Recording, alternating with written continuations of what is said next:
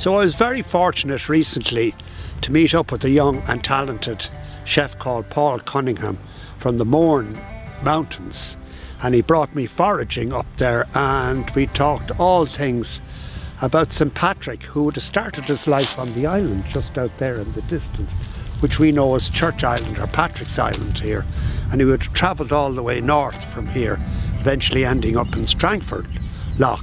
But the food that was actually produced that Patrick would have eaten at that time, which would have been endemic on the shores of Strangford Lough and the shores of Dundrum Bay, is well worth checking out. Have a look at a video. Enjoy. It's a great way to be connected with Yes. nature. And in the end people say, God, you work very hard. No, I've enjoyed every day. I never worked a day in my life. Same as me, Just crack. I've been cooking for 23 years. Not one day I woke up and went, not today. The tradition is in Skerries is that the guys would get that, they called it English scurvy grass. Yeah. And they took it on board their boats because when they ate that, it was an anti-scarbolic. They didn't get scurvy. Yeah, same as the English scurvy scurvy grass as well, which tastes like horseradish. And it's very good for, like I've done it, poached it with a few poached eggs on top. Beautiful, with spinach. And of course the nettles too. Yeah, amazing. And the wee seeds, You use- I use the seeds a lot too. Do you? Yeah, the seeds are amazing. Yeah. I dehydrate them and then put them in the breads or crackers or anything. Do you dehydrate? We've Yeah. got our fuchsia as well. I love fuchsia. Beautiful. Yeah. Lovely fuchsia, you know. And what can you do with that? My grandfather always told me to suck the nectar out of it. Yeah. Amazing. Go on. Nice sweetness. I love it. Really? As And you well. were talking about the Yeah, rose petals. yeah, the beach rose. You pickle those, do you? Yeah, I pickle them down and I would serve them with goat cheese and beetroot. Yeah. It's really nice with a nice creamy goat cheese and the earthy beetroot and the pickled floral Yes. notes. It's really, really good. Your the sea goat- radish as well. We sea radish Oh, flowers. that's what that is. I Yeah. didn't know. Yeah. We taste it. It's really nice pepperiness to it. Now you can use the wee pods as well, but you only have Yeah. like a 4 or 5 day window because you can see now they're quite hard. And is it quite sharp, like black radish? Oh. The whole root's amazing. Well, I know where they are in Skerries. I didn't know what it was. Now you can use the leaves So it's a as well. sad day when you don't learn something. Exactly, exactly. Look here, we have gorse here, but the gorse has now gone to seed. Yep. I understand that can be used kind of as well, can't Yeah, it? You well- you use it, do you? On a nice spring morning, you smell that coconut flavour coming right Yeah. through, you know, and I would infuse in the cream to make a panna cotta. Yeah. Serve with salt baked pineapple and coconut, like a pina colada type idea. Yeah. Here's the elderflower now. Lovely elderflower. And you were saying you pickle that. Yeah. I've made a kind of a summer drink with it. I called it elderflower champagne. Yeah, yeah. And I kind of ferment it in a bucket with a little vinegar and lemon juice and sugar, and just keep it for 4 days, then drain it off and cork There it, you go. and psh, Yeah, let her go. fizz, and it's just a lovely flavour. So it makes a fabulous sorbet. You know, a little lovely Elderflower's sorbet. amazing. Yeah. Amazing. I do like an elderflower gooseberry wine. Oh which is right. Really, really good. And the gooseberries are just out now. Gooseberries Have are you started picking them yet? Yeah, I've been picking them. As soon as they come out, I'm picking everything. They're quite tart can't though, help aren't it. they now Yeah. at the moment? But that's why I like them. It works Yeah. really well with the floralness of the elderflower. Yeah. But even the elderberries are great for making the wine too. Yes. Never ending down here, to be honest. Yeah. You can see through the sea first one. It's amazing. Sea first one. Oh wow. Nice salty, nice crisp texture to it. My goodness. Nice, huh? Yeah, bitter. So can you use this one, do you use it? Yeah, I use it a lot. Do you pickle with it? No, I just use it fresh, or just Fresh. put it in a wee bit of oil, just to nicely Yes. dress it. Yeah. Let's see with a bit of salmon or anything. It's Yeah. beautiful. There's a wee bit of sea sandwort as well. It's quite small at the moment, but Yeah. sea sandwort. It's just flowering. It's cool, isn't it? And what would you use that for now? Yeah. Salads? A lot of like sea vegetables, I would drop it in the emulsion and then just serve it with fish. Yeah. Just to glaze it more than anything, not so much Yeah. to cook it, because Yeah. I think with it, like these things, fresh is best. Yes. The less you do to it, you know, Yeah. you want it to stand out by itself, you know. Exactly. Yeah. Yeah. That's the sea cabbage. Yeah, wow.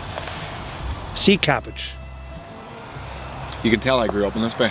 Yeah. You know, Your grandfather wasn't wasting his he time. was a smart man. He's a very smart man. I remember he used to send us out to get rabbits. Yeah. And he would say, right, shine the torch in your eyes. Yeah. And one of his creep behind, put salt in his tail. We never caught one rabbit. By the No. time we got anywhere near it, there's away. But he was sitting in the house drinking whiskey, laughing his head off. You know, that was them babysitting him. So you can imagine Patrick as he would have been sailing north from Church Island off Skerries, and he would have made his way up, and he probably paddled this boat in along here before he hit Strangford Lock, which is just further north, isn't it? The next inlet in. But if it was about this time of the evening now, and the sun like this, he would have been saying, I need something to eat. What could I do now? So, what would you say to him? Well, there's plenty you could add. Look, we're standing in the middle. up a sea person right here. Yeah. But then you got your dulles, there's sea aster. Yes. There's so much you with that. Yeah. Even the elderflower, you could have garnished that. The Yes, sea exactly. radish. Yeah. You know? Yeah. There's loads he could add. You know, And- maybe even back then he might have got seagull eggs. You know? And the English scurvy grass, or Yeah. you called it The sea beet. sea beet, yes. Sea beet. Some people call it sea kale. He That's would have this had a one party and in stuff to here. eat. He wouldn't have been disappointed anyway.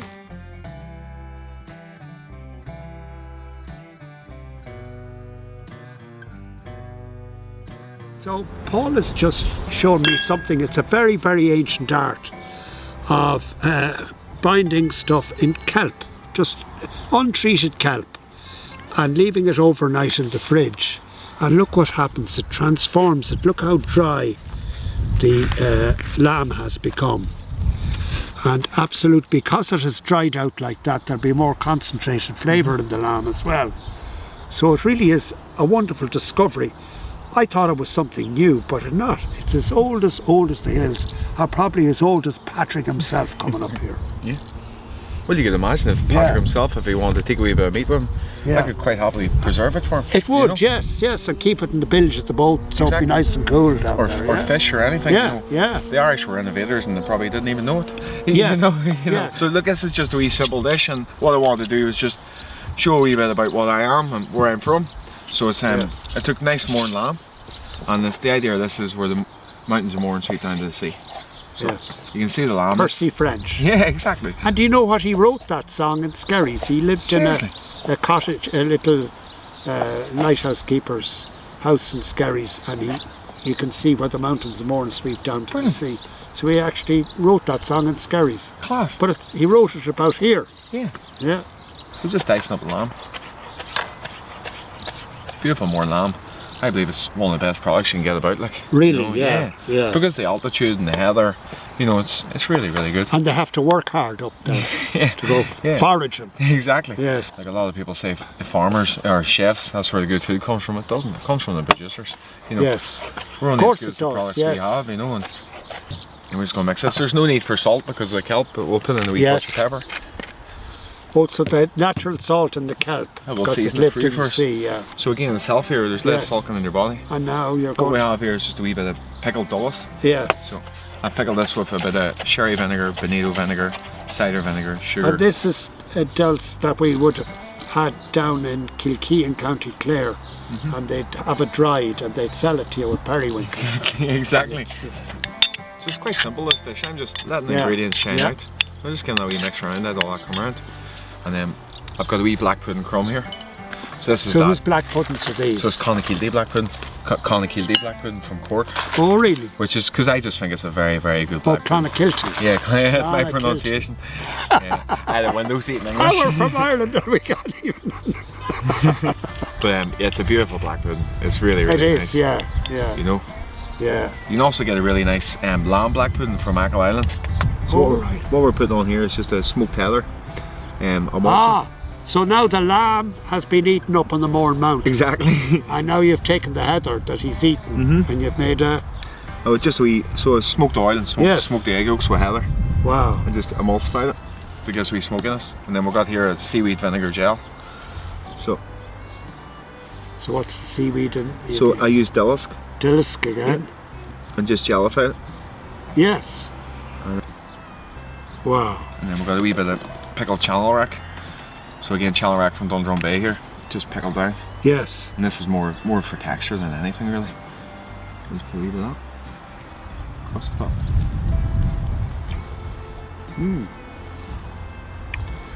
Yeah, the sweetness of the lamb that'll counteract it, yeah. That should be nice. I'm just trying to show that I think food Yeah. should represent the land it comes from. Wow. That's us. Jeepers. It's quite a big portion, sure. Well now, St. Patrick would be proud of you. Hopefully. His heritage. And your granddad, Hopefully. who taught you how to forage. So now we've got a taste of Kilmagan cider.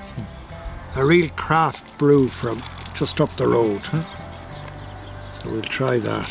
It's a beautiful cider. Andy actually lives 4 fields away from me. When you're speaking in fields, you know it's local. You know. Cheers. Sorry. To your gifted hand, and I mean gifted.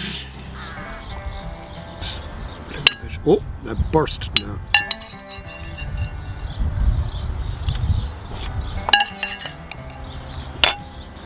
Oh wow. There's no sense of fattiness at all. No. Oh my goodness. It's nice. It's nice balance, smokiness, It really is. sweet, sharp. And do you serve that as a starter now? Yeah. My goodness, that's world beating, that is. I think we might have to rewrite the menu for the St. Patrick's show. I think we found a starter here.